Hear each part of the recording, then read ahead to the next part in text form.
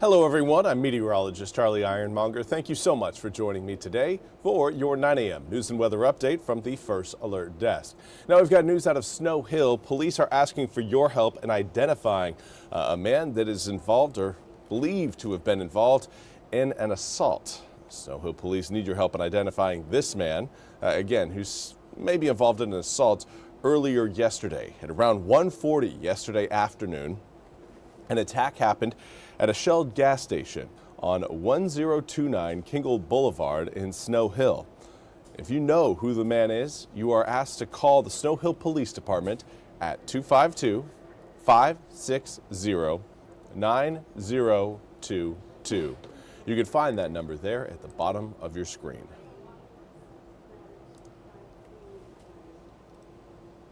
And now we want to turn our attention to the world of media, where the succession from Rupert Murdoch to his son Lachlan Murdoch is underway. NBC's Liz Kreutz has more. This morning, a major plot twist in a real-life succession battle. The Murdoch family establishing a new trust that leaves Rupert Murdoch's oldest son, Lachlan, firmly in control of the family business. The hope, with one clear successor, there won't be a messy outcome like the one that played out on HBO's fictional version. I love you, but you are not serious people. In exchange for the agreement, 3 of Lachlan's siblings will receive huge payouts for their shares and will step away from their roles at both News Corp and Fox. When you talk to investors, when you talk to current and former executives, all of them have been obsessed with this question of what is going to happen to the empire when the king is dead, right? That question has now been answered. In a statement, News Corp's board of directors says it welcomes these developments. It all comes after a messy legal battle over the family's original irrevocable trust, which gave Murdoch's 4 children from his first and second marriages equal financial shares and votes in the company. While Murdoch and Lachlan lost in court, they kept pushing for a deal. Now Prudence, Elizabeth, and James will walk away from the family business with a reported $1.1 billion apiece. Why shouldn't we do all the news? Well, Kim Jong-pop, because that's not how things work in this country. Like on the fictional Succession, the political viewpoints of Rupert Murdoch's children aren't all in alignment. Profit without purpose is a recipe for disaster. Now 94, the family patriarch ensuring that his multi-billion-dollar media empire will stay the course for decades to come. What Rupert cares about most is preserving his legacy as this kind of creator of a conservative media empire, and he believes Lachlan is the one who can safeguard that legacy.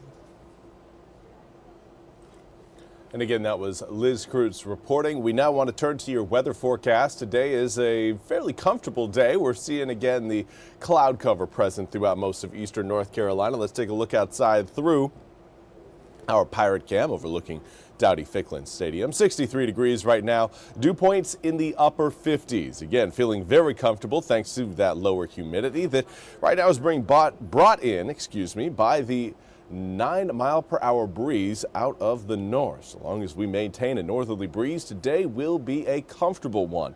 Right now, many inland areas in the low to mid 60s. As you get closer to the water, you're seeing more of the upper 60s, even low to mid 70s. We've got 74 degrees in Stumpy Point, 73 in Hatteras, 72 in Manio, 71 in Elizabeth City, as well as Swan Quarter. Overall, again, a fairly mild start to the day thanks to that northeasterly breeze that right now is blowing in at about 7 to 15 miles an hour. We do have 17-mile-per-hour sustained winds across Elizabeth City, Stumpy Point, and Manio. Consistent breeze today, again, will help keep that humidity low. Now, ironically, the areas that are actually seeing the fastest northeasterly wind right now are actually reporting a bit of an increase in humidity. A 4-degree dew point jump for Elizabeth City as well as Manio. Right now, 5-degree dew point jump in Hatteras. Not to worry, still again in a fairly comfortable position for those areas, relatively speaking. However, Hatteras right now, 68-degree dew point. That is that's quite the difference between Hatteras and New Bern. About 10-degree difference there in your dew points.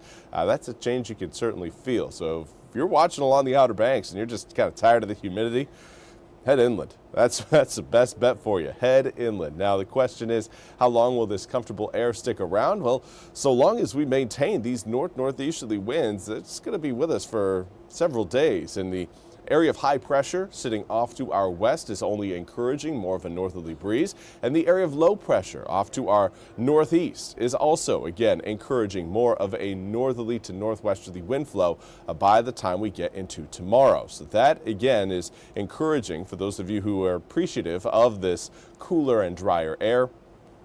Now, as I say drier, we're talking about humidity, but the area of low pressure that is going to be pulling actually away from eastern North Carolina there Thursday morning, it will leave behind what is considered to be a cutoff low, a very weak low pressure system, a surface low that will spin up some showers across the Chesapeake Bay and down into eastern North Carolina. That's something, again, we will be tracking over the next few days, an increase in chance of rain coming up for your Wednesday, possibly even Thursday, which, again, reminder is 9/11. We've got 77 degrees for today, 76 tomorrow, and then we'll slowly start to see those temperatures climb back into the low 80s by Friday, Saturday, and Sunday, getting into the mid 80s by the time we kick off next week. But overall, again, a very straightforward, mild, and comfortable forecast across eastern North Carolina. Hopefully everybody gets out there and enjoys it today. And again, hopefully the rain showers aren't too impactful coming up for tomorrow. Well, that's all we have time for today's 9 a.m. news and weather update from the First Alert Desk. I want to thank you all so much for joining me. We'll be back with more news and weather coming up at the top of the hour. Until then, I hope you all have a fantastic day.